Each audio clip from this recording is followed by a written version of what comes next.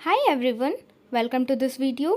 आज का जो वीडियो है वो इंडियन कॉन्स्टिट्यूशन का फोर्थ वीडियो है। इसके पहले वाले वीडियो में मैंने इंडियन कॉन्स्टिट्यूशन का भाग 2 डिस्कस किया था, जो आर्टिकल 5 से लेकर के आर्टिकल 11 तक था, जिसमें हमने ये डिस्कस किया कि अगर किसी व्यक्ति को भारत की नागरिकता लेनी है तो उसके लिए संविधान में कौन कौन से नियम कानून बनाए गए हैं। ठीक है, आज की वीडियो में हम इंडियन कॉन्स्टिट्यूशन का पार्ट 3 देखेंगे, जो फंडामेंटल राइट्स के लिए है, जो कि आर्टिकल 12 से लेकर के 35 तक है। ठीक है, लेकिन इसको भी 6 भागों में डिवाइड किया गया है, तो आज हम भाग 1 देखेंगे। ठीक है, तो without further delay let's get started.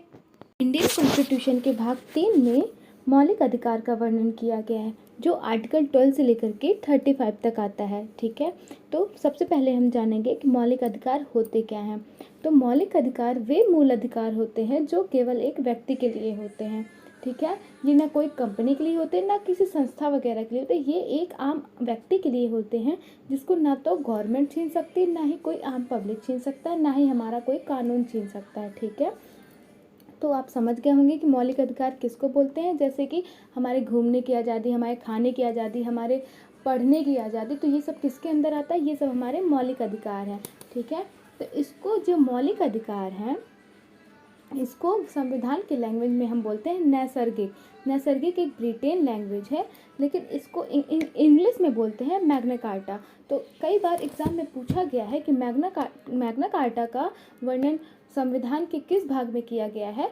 तो मैग्ना कार्टा का वर्णन संविधान के भाग 3 में किया गया है। ठीक है, फिर इसके बाद हम समझते हैं, तो ये जो हमारा फंडामेंटल राइट है, ये ये मतलब कौन से देश से लिया गया है? तो ये अमेरिका के संविधान से हमारा कॉपी किया गया है फंडामेंटल राइट्स। ठीक, आई होप आपको इतना समझ में आ गया होगा। ये जो मौलिक अधिकार के आर्टिकल्स हैं, इनको भी 6 कैटेगरी में डिवाइड किया गया है। ठीक है, तो आज हम मतलब कैटेगरी फर्स्ट पढ़ेंगे, जो आर्टिकल 12 से लेकर के आर्टिकल 18 तक है। तो स्टार्ट करते हैं। आर्टिकल 12 हमारा क्या कहता है? मूल अधिकार की परिभाषा बताता है। जैसे कि मैंने बताया आपको कि मूल अधिकार क्या होते हैं, जैसे हमारे पढ़ने की आज़ादी, हमारे खाने की आज़ादी, हमारे कुछ भी पहनने की आज़ादी, हमारे मतलब घूमने की आज़ादी, ये सब किसके अंतर्गत आता है?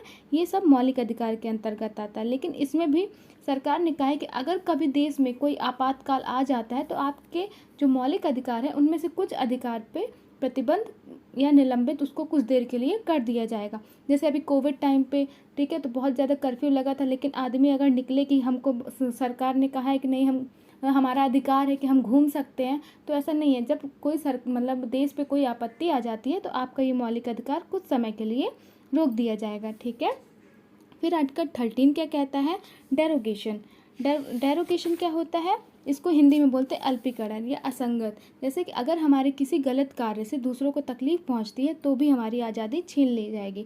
अब जैसे हमको अधिकार है कुछ भी बोलने की, कुछ भी अभिव्यक्त करने की, तो क्या हम किसी को गाली दे देंगे, या हम किसी को मतलब किसी के भी घर में घुस जाएंगे? तो ऐसा नहीं है। अगर हमारे किसी कार्य से किसी दूसरे को तकलीफ पहुँचती है, तो उसके लिए संविधान ने भी कानून बनाया हुआ है। ठीक है, अगर आप मतलब कोई गलत कार्य कर रहे हैं, तो फिर कानून आपको उसकी सज़ा देगा।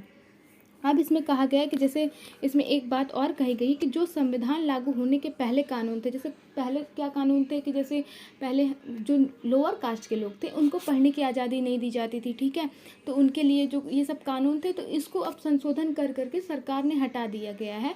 लेकिन सरकार ये भी कहती है कि जो पहले के कानून है, अगर वो अभी के कानून को कोई मतलब परेशान नहीं हो, मतलब कोई भी कानून जो पहले का है, वो अगर अभी के कानून के लिए उसमें कुछ रोक टोक नहीं कर रहा है, तो वो कानून बना रहेगा। लेकिन अगर पहले के कानून से अभी संविधान में अगर कोई तकलीफ पहुंच रही है, तो वो पहले के कानून को हटा दिया जाएगा।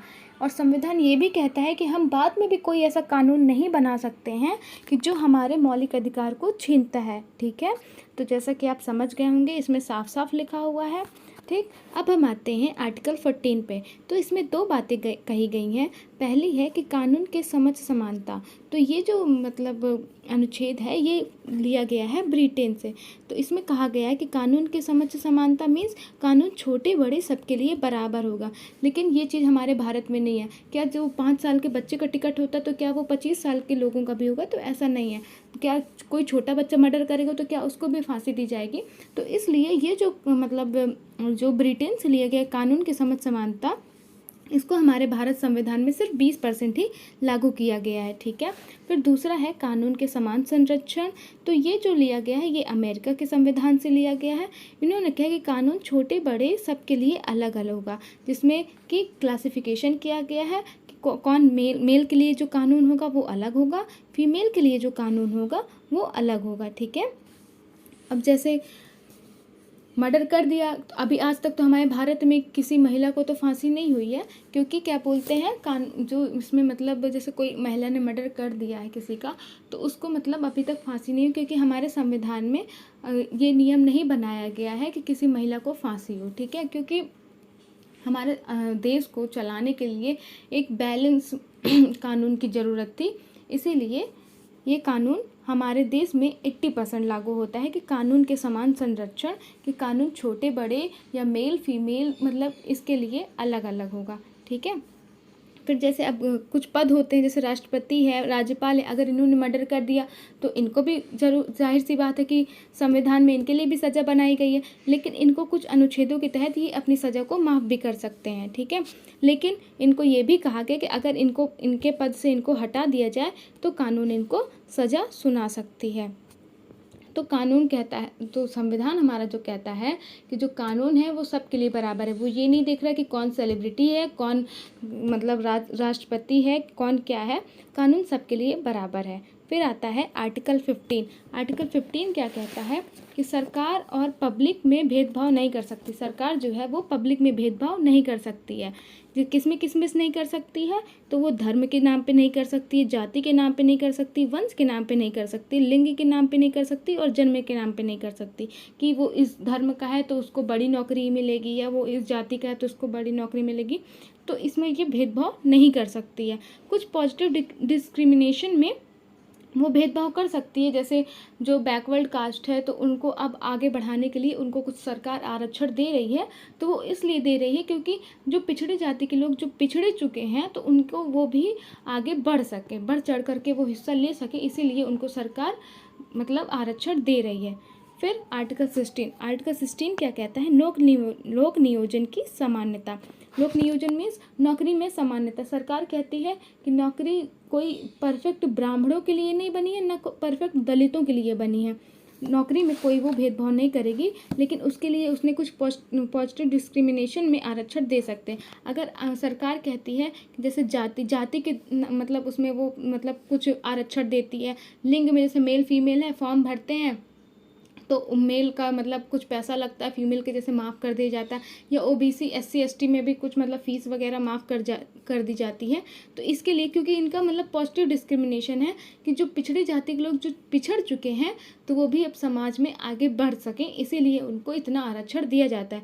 लेकिन अगर हमारे देश में जाति ख़त्म हो जाएगी तो ये आरक्षण भी हमारे देश में ख़त्म हो जाएगा। और कभी कभी स्थान में जैसे जो पिछड़े मतलब एरिया है, ट्राइबल स्टेट है, तो वहाँ के कुछ लोगों को भी आरक्षण स्थान के नाम पर भी दिया जाता है।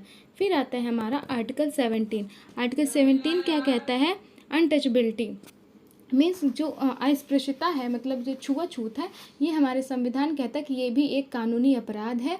अब मतलब जो संविधान है, अब अगर कोई छुआछूत या ये सब करता है और किसी व्यक्ति ने आकर के कंप्लेन कर दी और उसको साबित कर दिया गया तो वो भी एक अपराध के तहत आता है कि आप ना कोई बीमारी है, अगर कोई कम्युनिकेबल डिसीज़ है तो आप छुआछूत करिए, पर जाति धर्म के नाम पर आप छुआछूत नहीं करिए। जैसे अभी कोविड था रिसेंट में, आप लोगों ने देखा ही होगा कि कोई किसी के घर वर जाना कहीं नहीं पसंद करता था।